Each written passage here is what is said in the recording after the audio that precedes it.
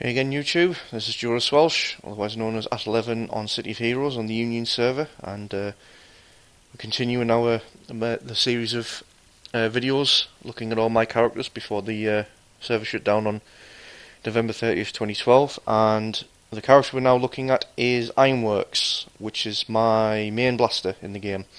And yes, once again, guess who he's potentially mimicked off in some way. Yes.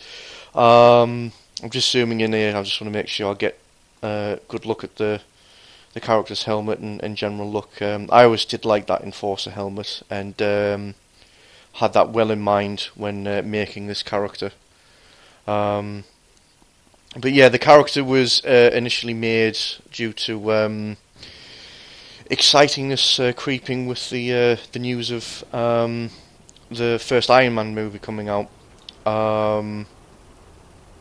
I wouldn't say I was a massive Iron Man fan all my life. I only really got into the character, just before, the movie, essentially, by virtue of, I think the Marvel Ultimate Alliance game,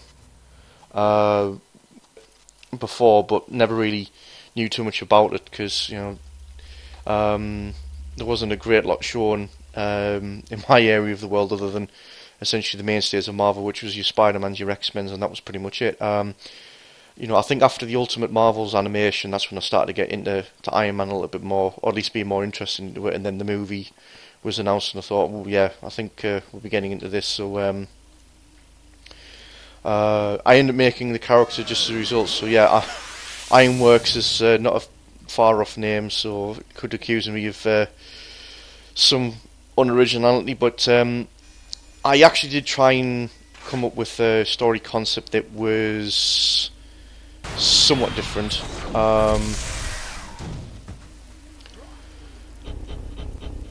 Or at least somewhat, a little bit different than just essentially it's a guy in a Power Armour suit. So, which it isn't. There we go. The power types, by the way, for the blaster is energy. So, which obviously fits the meme of energy blast that you would associate with Power Armour. Should probably elaborate more on the blasters. I didn't really say it before, but obviously, like I said, blasters didn't really have any sort of damage resistance or defense, but what they had was their secondary powers usually were some form of power that would essentially try and protect them from essentially being attacked. So in the case of energy, you would have stuff like the pushback there, which obviously get in the way. It wasn't very damaging, but essentially would keep the distance.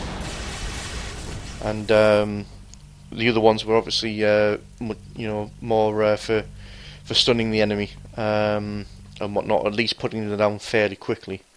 So yeah, now energy was kind of frowned upon us a lot with teaming, mostly for the blast, because it was very heavy knockback, as you can probably see.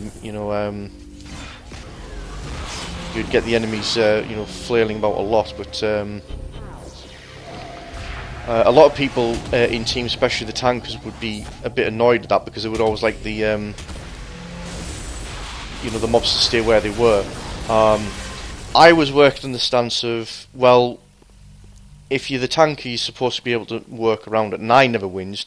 I didn't care that I had an energy blaster on the team. If they knocked the mob back, who cares? I just repositioned myself and just carried on. So I didn't see the problem. But I suppose for some others it could be annoying. But there was ways around that. You could actually essentially, if you at least were willing to go for like flight and hover, you could hover over a mob, and essentially they would end up going knocked down because you'd be right above, so they would end up doing knockdown instead. So yeah, but I think the idea with it being knockback was to obviously help with mitigation, so that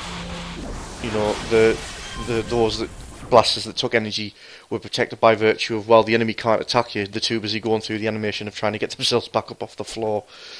Was probably the line of thought. So I enjoyed this. Like I say, it's my main blaster. If we had a situation where we needed a blaster, then this would usually be my first choice, above my other two blasters of the Taskers. They were good, and I enjoyed playing them, but this was probably the more useful out of all of them, to be perfectly honest. So I would usually put Ironworks forward for if it was like sheer blasting was essentially needed. So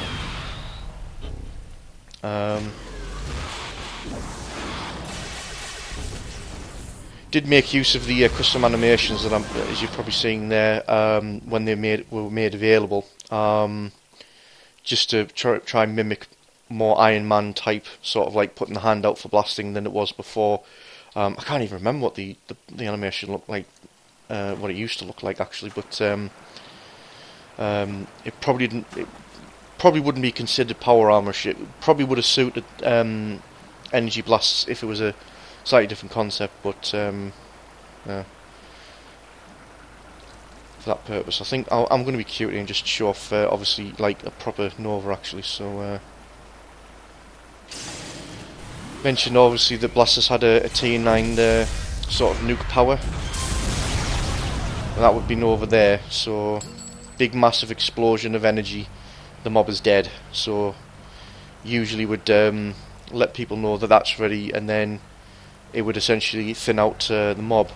Trouble being is that it would completely drain your endurance, so you'd have to sit out the fight a little bit, wait for it to do that. But they were going to be taken out with issue 24, as I previously mentioned in videos, so you'd probably see it a lot more often, and it's a shame that it's something that we weren't going to see. But why is your opportunity to use hover here if they're up a height? Excellent.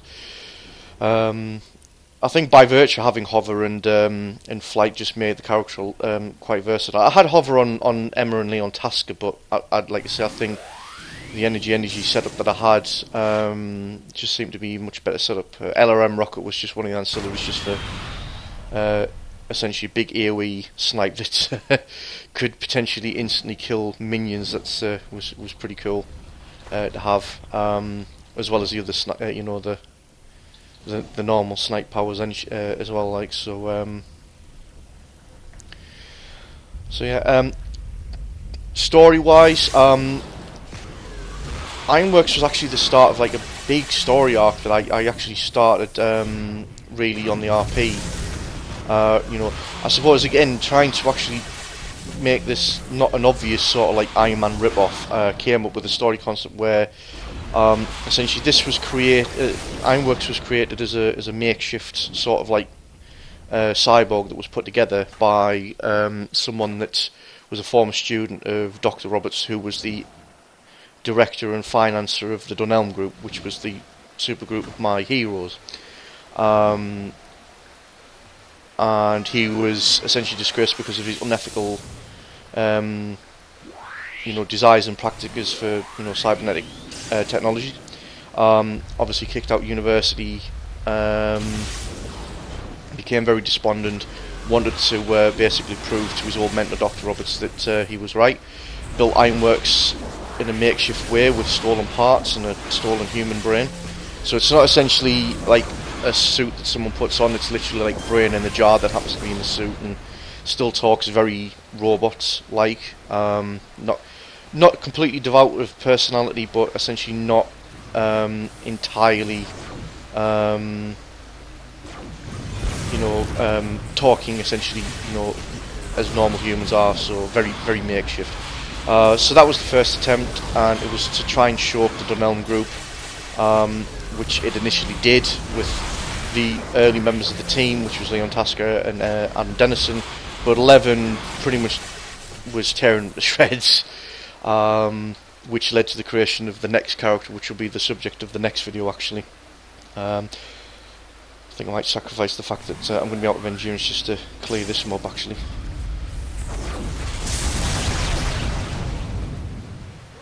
I think that sort of worked.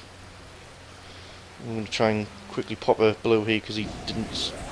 They never used to one-shot lieutenants anyway, but his health was close enough down if I had a bit of endurance to get him back anyway. So yeah, sorted out. I'll finish that off as well. Yeah, so Ironworks was essentially just like the first machine that was built by Neil Christopher Wilson was the name of the character. Never made him in City of, essentially. It was just like a backstory. So he was the first attempt. Although this costume was essentially after the whole story arc was concluded, or at least the story that I wrote out was concluded. Ironworks and the second creation, which we'll get to, Steelhouse, end up joining the Dunelm group, and this was the armour that Ironworks was now using, rather than anything was haphazard. It was a little bit more better suited anyway for what he had before. I'll show you the costumes that I have actually picked up anyway at this point. Yeah, so I've got another 5 minutes left, and that's the mission finished. So successful run of a mission there. Nothing too dangerous, so managed to go through that without any danger, despite the blasters being the defence. So I think it just further proved that it was my blaster of choice. Never really had an issue with Ironworks, even solo, really. And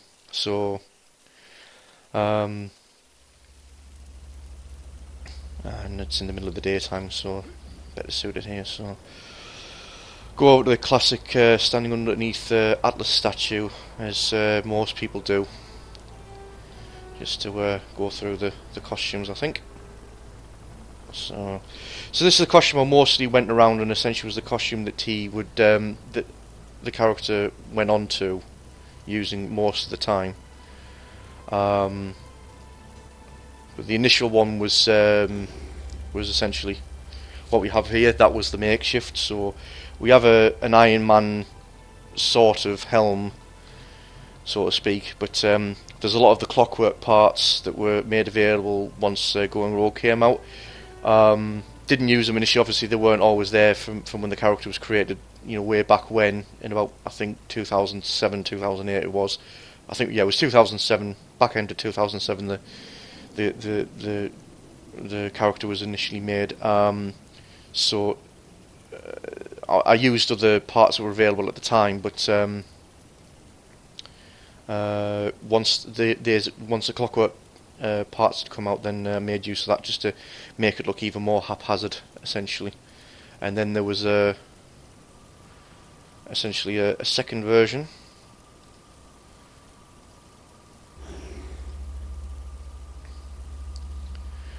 which was a little bit more improvement, a little bit more armour to it, but still wasn't as effective, essentially. Still use these. I mean, I used it for screenshots, obviously, when explaining the story to people, but there would be situations where I said, well, okay, well, the main one's being damaged too much, so having to rely on these, which is the backups, essentially. So went for the bronze look as well, just to try and say that it was literally iron as well, because I know Iron Man wasn't really iron either, but actually tried to say with this character, with the initial ones, it was actually literally like iron and impervium alloy, so it was very, very makeshift and whatnot. So and then there was also a suit with the clockwork head that essentially had more of a human face for situations where it was out of combat and would have conversations with people, just trying to help it improve on a human personality as such. That was the idea behind it. So yeah, I thought it was quite funny as well, having essentially Cyborg in the suit as well. So but yeah.